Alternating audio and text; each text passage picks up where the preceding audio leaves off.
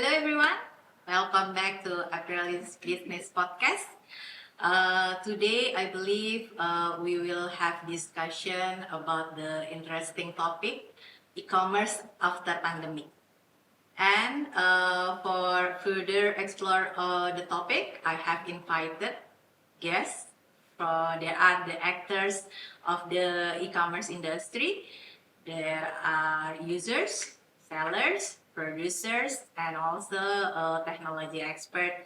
And we also have the special guest later that will observe about the e-commerce condition nowadays. Okay, as we know, the rapid increase of e-commerce has occurred during the pandemic. The demand of goods online has become the choice of customers due to policy measures to prevent the spread of COVID-19. Changes in the way of payment through internet banking or fintech increase, and e-commerce platforms are thriving during the pandemic. And some are getting bigger, and some are going in the opposite direction. According to data from Statistica website on the e-commerce growth chart during pandemic and until the first semester of 2022, it can be seen that e-commerce activity is not slowing down at all. People are coming back to commute and working to office, school at school, travel and entertainment is running. Will there be a change back to pre-pandemic, or will get it stronger and bigger? And how will it continue in the future? Therefore, seeing where the e-commerce business is heading after the pandemic is an interesting topic to discuss, and we will discuss today. So, there is no further ado. I will introduce our guest. First is Pak Hanif. Hello, Pak Hanif. Pak Hanif is an active e-commerce user, and he is a platinum member of one of the largest e-commerce company in Indonesia. Second is Om Patrick. Hello, Bu April. Hello, Om Patrick. Om Patrick is an MSME business owner and also a VIP seller of one of the largest e-commerce platform in Indonesia. Thank you for having me. Thank you, Pak Patrick, for your time. Third is Mas Rendra. Hello. Mas Rendra, hello. Is an employee in production and retail company, right, Mas? Yes. He will give us a few from the retailers industry. And the fourth is Pak Yulius. Hi Bu April. Hi, Pak. Nice meeting you guys. Hello. He is an employee of the technology providers,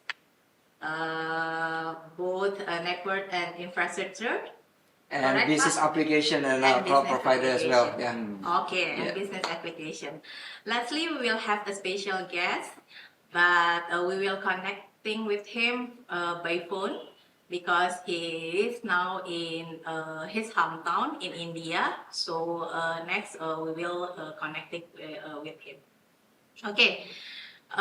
First, I want to ask Pak Hanif, as a platinum user of e-commerce, how do you see about e-commerce today as a customer perspective? Okay, and that's a great question. So when we talk about e-commerce, actually, even before the pandemic, it was a game changer because it doesn't require us to go through traffic. We don't have to go through jams, and don't have to waste time looking for parking at the malls or the shopping center just to get what we need. So even before the pandemic, it's offered us that level of convenience.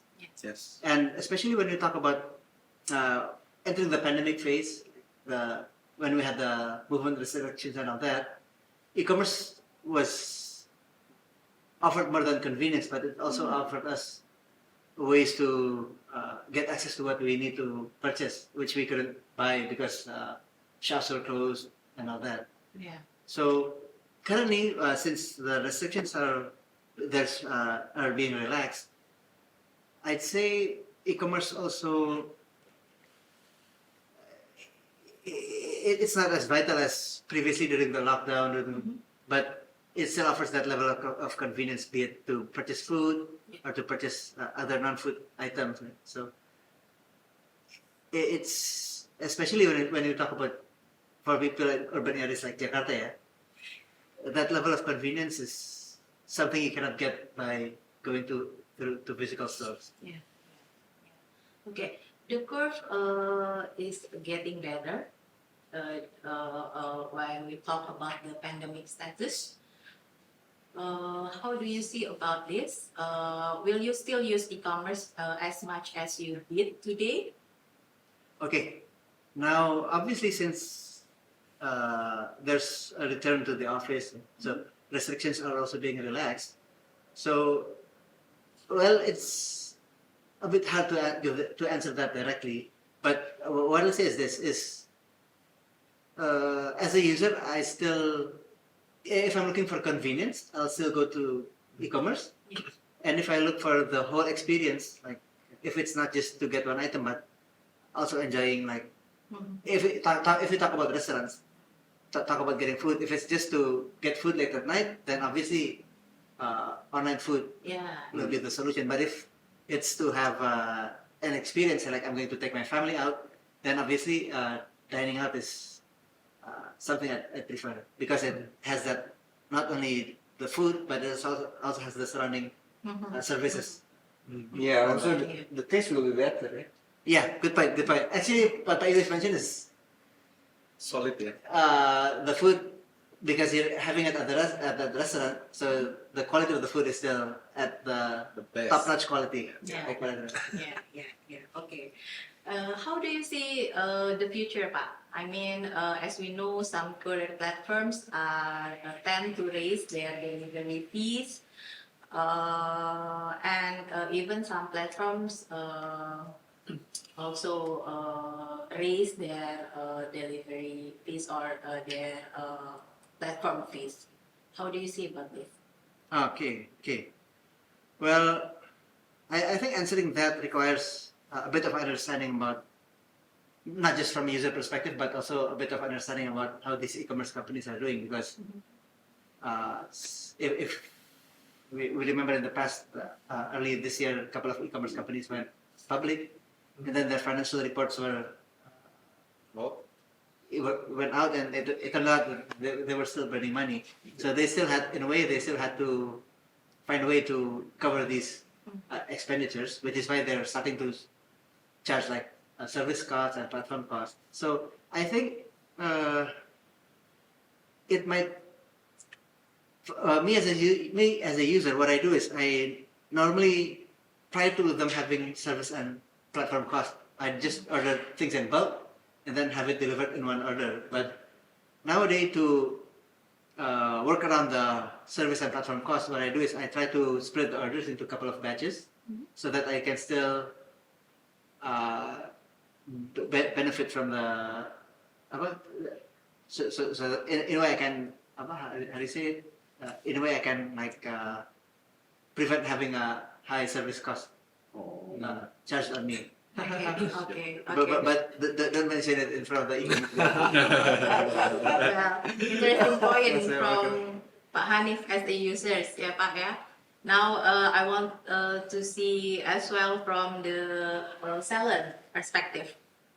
Patrick, how do you see e-commerce can help your business increase during the pandemic? Yeah, definitely. As Pak Hanif mentioned before, yeah, actually, like this pandemic is a disaster for all of us. However, it's different for the online business, I would say. Like, for example, like Pak Hanif mentioned that the online business is already there, but with the changing habit, and it accelerate the e-commerce and also the online business to have more revenue and also more growth.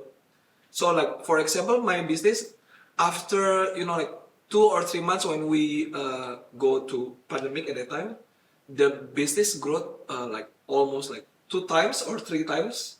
So it is quite huge.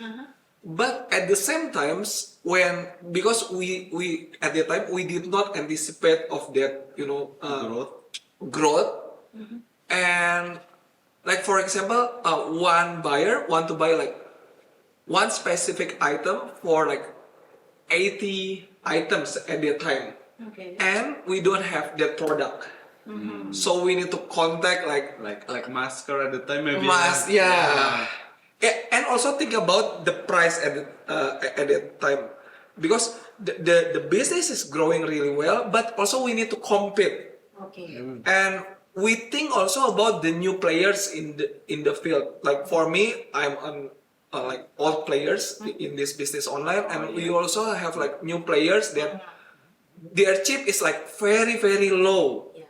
And yeah, we need to compete with them, and also like because we also have like a good relationship with suppliers and also with customers that will help us. But that's also the factor that we need to think about. So back to your question about the development, the development is there, and also like a huge development, and I think it will be happen also in the future. Okay. Why do you believe your business in e-commerce will still grow? So as Pahani mentioned, I just want to like repeat it because like I think you are my customer too, right? So actually, because it's already there and it's quite hard to change habit. And it just take another option to go out to have like dinner with the family, and also to buy it, like experience it like face to face or offline compared to online. But like some of people like prefer to have the convenience to see and compare like one product for every store that they can see with all of the colorful items that already being there in one platform, and not only one platform, but they can compare it to like another platform. So it's about convenience. And in terms of the location, it's quite easy for them to like get the product with all of the courier service that we have, and it also touch the remote area, I would think so. Like for example, my presence was only in Jakarta before, but nowadays I can sell my products everywhere. So Yeah. like the revenue is there, but we need to think about also like the courier, the suppliers at the time, and also like the just a little bit change of the customer behavior. Okay. And how do you see about the future? I mean, the pandemic status are maybe lifted, and customer going back to shop offline again. Yeah. How do you see about this condition? You mean about like my strategy in the future? Yeah. So I think it's quite conventional, but I would say that we also think some factors, like for example that I already mentioned before about how do I strengthen my relationship with manufacturers, Okay.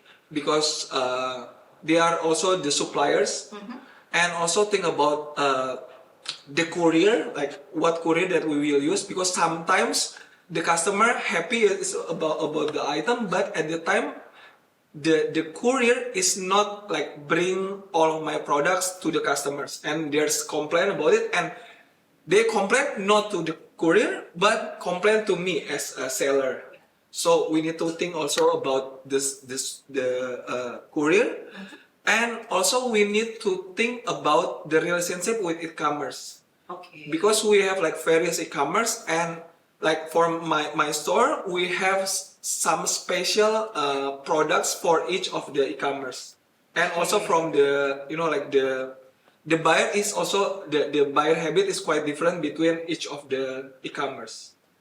And when we are thinking about the future, we can see like from, I couldn't say specific name of the e-commerce, but like a few e-commerce want to be a one-stop solution, that they want to sell the product by themselves. So we need to think about it. So, but I think if we can maintain the relationship with the e-commerce, I think it's good. But we, as the seller, online seller, we need to think beyond e-commerce. Like I don't know, maybe for example the O2O, like online to offline, but Yeah. other option like that. Okay, very extensive views from on Patrick. Now we would like to hear from the retail player. Okay. Yes, Mas Rendra. Mas Rendra, what challenge that retail faced in the pandemic or during the pandemic?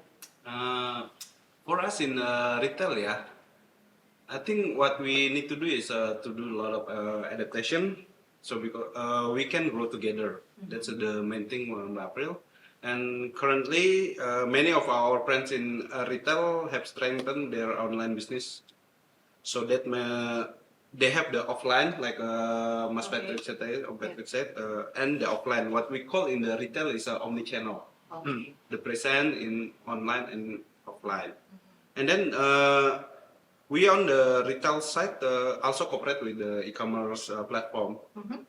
We open the store, official store inside the e-commerce platform, and our present there is actually not only maybe from the SME they said we are competing with them, but also from the point of view of the ecosystem we are complement.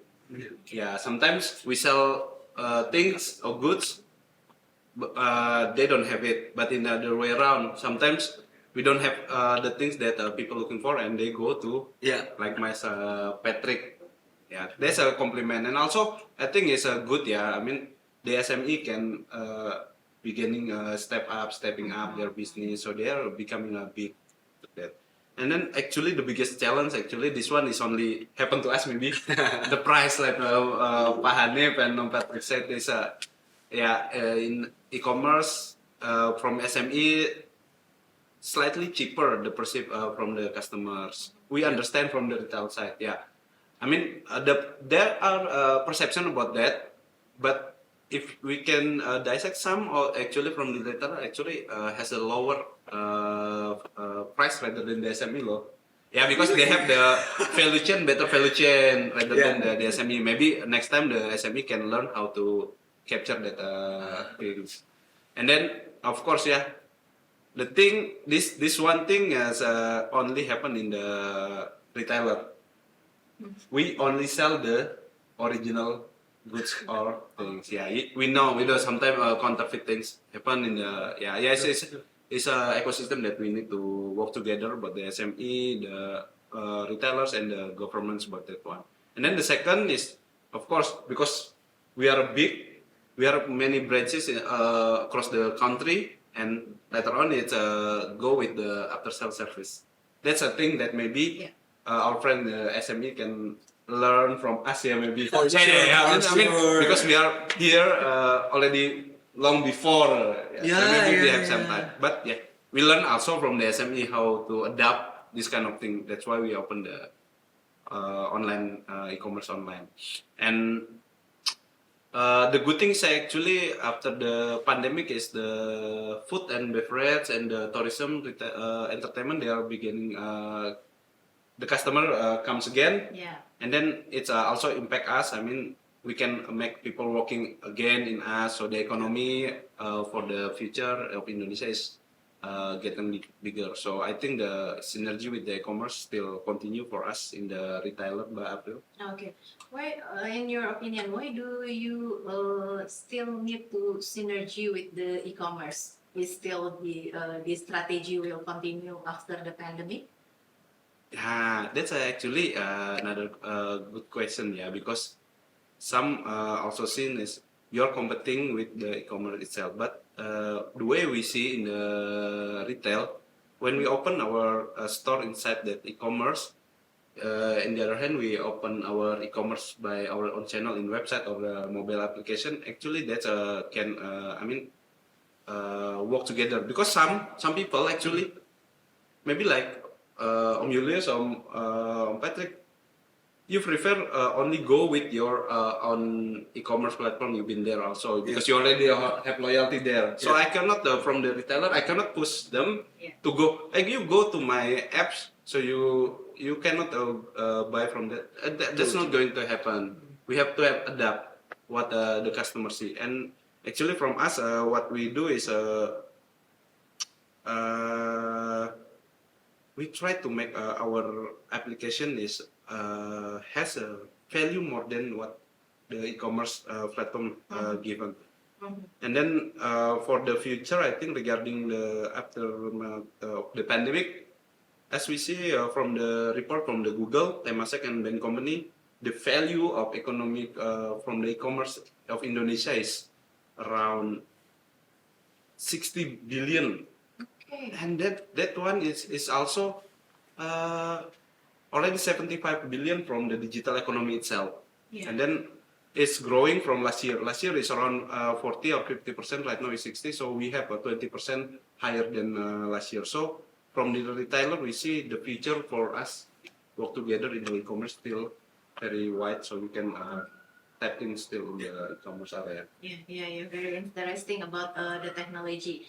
How do you see the utilization of the technology in e-commerce? Nah, actually, this maybe is quite interesting also because we are already in the omni-channel.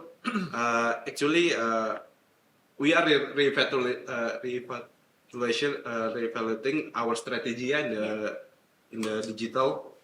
We try to maximize all the channel, like rebalancing, investing in the channel which we want to strengthen up, like QR. Sometimes we use, most of us use the QR only to payment, right? Yeah. So from the retailer, what we can do is actually you can go inside to the store, like the furniture store. You scan the QR. And then you order. You can order, but also you can Access to online. access online, and then you can see the review from the customer who buying this one, things like that. Yeah. And later on, maybe you can tap in the VR maybe Pak Yulius, you can scan that one, the QR, and you bring your photograph of your house, and you see that furniture inside your. I mean that kind of thing that retailers may have a better experience how to handle that one. And then the things that maybe also the retailers can offer for the e-commerce is the daily coupon, maybe, because the e-commerce, when you buy from us, we give you some coupon or voucher, things like that. And the most importantly for us in the retailer, actually the consumer trust, and it's coming from the privacy and how we handle the security of the data. Yeah, data breaching is quite massive nowadays. So we are in the retailer try to control that one. So our customer feel secure to buy from our side in Aprilia. Yeah, maybe that's things that from the retailers can say. Okay. Very interesting when we talk about the technology nowadays, yeah. And I think we should ask the technology expert when we talk about the technology. Okay, Pak Yulius, what are the technologies can be maximized by e-commerce players? Yeah, actually, like e-commerce is still a business, right? So, in terms of going to customer, right? What they need is they need to have a satisfaction when they do transactions, and also they need to have like a trust. Yeah. Okay. So satisfaction is basically being fulfilled. Yeah, when they do transactions in the e-commerce, they are being fulfilled. This way, actually, like the e-commerce player or the retailer, they need to have, they need to be able to handle multiple transactions, multiple payment, and also even if they request to be picked up in a physical store, needs to be there, So these are the things that need to be accommodated, by the e-commerce, One thing that the e-commerce or the retailer can also look into, right, is actually more transparent delivery at the last mile. At the last mile, there's a more transparent delivery. This way, Pak Rendra already mentioned about the omni-channel. So actually, to keep the cost down, retailer or the e-commerce needs to deliver from the nearest position, right? Yeah. So this is going to keep the cost down, but to be able to do that, they need to have a very capable last mile delivery. Yeah, the right? fleet, yeah. Yeah, the fleet and also the technology actually. To monitor that. Yeah, and also try to find where the nearest stop point. Yeah. So this will bring a more consistent experience.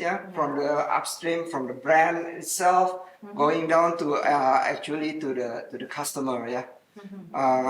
It gives a better pricing. And then also better and faster service, and also it will keep the customer to be interested in using the platform, the e-commerce platform. So one thing also that we can also implement, when the customer are using the platform consistently, we can actually also introduce a virtual customer service.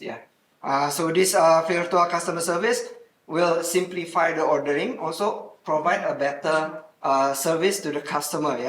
Because service is the main thing. For customer. Of course, by having this, we keep customer in the platform, and we are actually keeping the data. Having the data of the customer will actually enable us to use other things in the future, like big data and new modern analytic capability like AI and machine learning. Okay. So Nice. why should the comprehensive of the utilization of this big data, Pak? I mean, is still very important after the pandemic also? Of course, it's very important. Big data. Like selling or marketing. They're saying that 50% of marketing. When you do marketing, it's only hit 50%. But then you don't know where is the 50% actually. So having the data actually will get us into the situation where we know where the 50% is.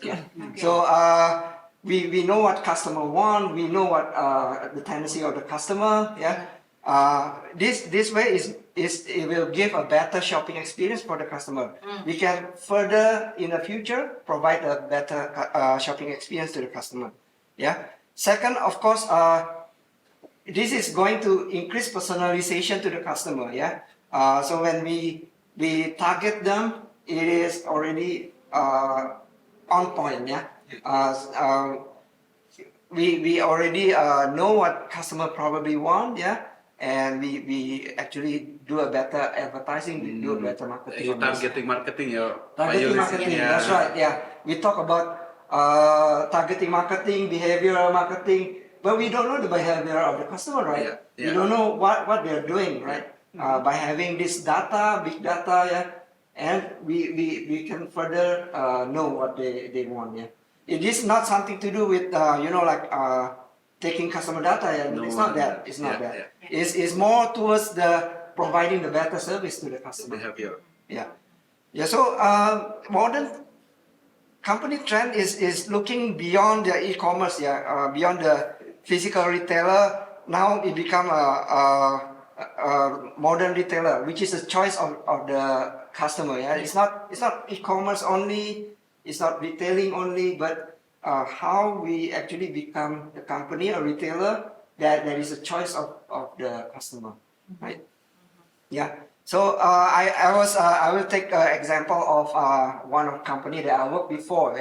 I worked for Rendra Jaya before, and Rendra Jaya was the biggest handphone distributor in Indonesia. So what happened is they have a e-commerce platform. It's called Aerospace. But they are using the same platform in their retail store as well. Same platform is being used in e-commerce. Same platform being used in the retail. And then they also go into a different type of product nowadays. They have fashion in GD Sport. It's a sport apparel. And they have Urban Republic for the IoT and lifestyle product. So all these are being put together into this one platform. And then the idea is to have this in the future that they can be the chosen retailer for the customer. Okay, okay. And how about the readiness of the e-commerce stakeholders, Pak? When we talk about the e-commerce, will still when you have the business in commerce, you still continue grow, yeah. I mean, how do you see about the readiness of the e-commerce stakeholders?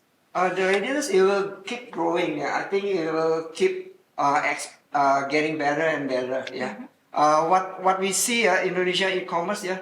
What very interesting about Indonesian e-commerce is like we actually try to embrace also the SME. Yeah. The small and medium enterprise. Yeah. And this is actually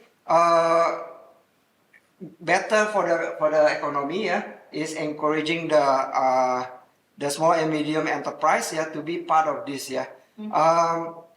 So in the future, it's not about the the e-commerce investment that we need to make. Yeah, it's not that, but it is about what customer experience that actually we want to create. Yeah. So that's the thing. Yeah. We see Indonesia is very fast. Geographically, we have a lot of islands. To be able to reach all this geographical location, it will take some time. So the infrastructure will grow. On the other hand, this SME will be part of this ecosystem. And after the pandemic, of course, it will continue to grow, and the distribution of internet will continue to grow, and at the end, it will like mentioned by Pak Rendra, it will reach a bigger in Indonesia. Bigger in Indonesia. Okay, thank you. Very interesting, Pak Yulius. And I think it seems that this is the right time for us to contact Pak Satesh. Pak Satesh will talk more about e-commerce in the Southeast Asia regional market. Okay, hello, Pak Satesh. Hello, Bo April. How are you, Pak? I am good, Bo. I am enjoying my holidays in India. Great. Good to hear that. Okay, Pak. First question: why is the Indonesian market projected to continue to increase after the pandemic? Yeah, all countries in Southeast Asia are already recovering after the pandemic. What I have noticed from some data, one of which is coming from practicalecommerce.com in September 2022, it shows that there is a slowdown in the growth rates, but the growth rates are still in double digits. Indonesia, which has population of 278 million, is the region's largest market for online purchasing. It had sales of $43.4 billion in 2021, which is year-on-year growth of 32%. And it is projected to grow by 23% in 2022. The second is Thailand. With population of 70 million, it had e-commerce revenue of $10.5 billion in 2021, which is a year-on-year growth of 28%. And it is projected to grow at 15% in 2022. The third is Vietnam. With population of 98 million, it had e-commerce revenue of 8 billion in 2021, which is a 24% year-on-year growth. And it is projected to grow at 18% in 2022. It is projected that the e-commerce revenue from Indonesia will be at $57 billion in 2022. So this places Indonesia at number 3 in Asian e-commerce markets. Number 1 is China, which is a global e-commerce leader.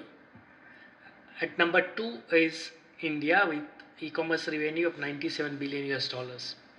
However, when we compare India and Indonesia, the Indonesia is expected to grow more in coming years. Okay.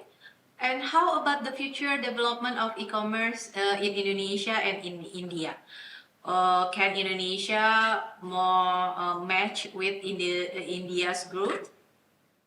Yeah, when we compare Indonesia with India, I see there are two major things. First is the demographic. Indonesians are avid social media users, and country is a mobile first market with many residents never owning a computer. According to a McKinsey survey, almost 80% of internet traffic goes through the mobile connections. And Indonesia's population median age is 30 years, and young consumers are digitally sophisticated. The 30 to 39-year-old cohort accounts for 47% of e-commerce spending. Second is preference.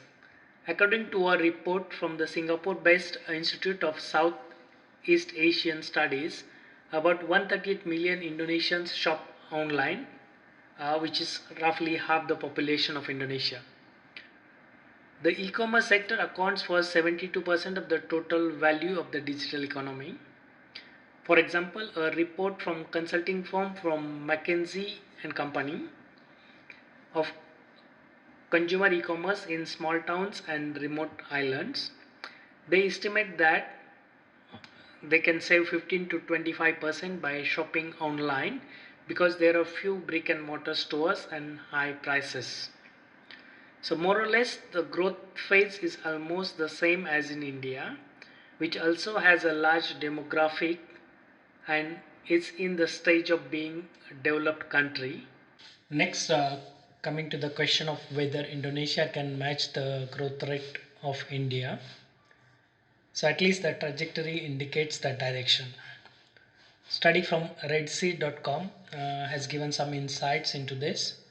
The first is the per capita retail spending, which is higher in Indonesia, and it is 2 to 2.5 times that of India.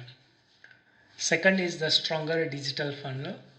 So 3/4 of the Indonesian population have access to the internet in Indonesia compared to less than half for India. 85% of the internet users in Indonesia are active users, and 70% users among them use online services. Third is the higher urban population. So 56% of population in Indonesia live in urban areas compared to 33% in India. The rate of urbanization is also marginally higher in Indonesia. The last is the higher share of electronics. Indonesia has a higher online penetration across categories with high representation from GMV driver categories like electronics. So according to me, Indonesia will be able to match India's growth rate as far as e-commerce is concerned. Okay, very interesting data, Pak Satesh. Let's all try to make this achievable. Okay, viewers, all sources have given their opinion. Of course, there are many things that we can learn from existing data, comprehensive reports, and research, and the opinions of our informants.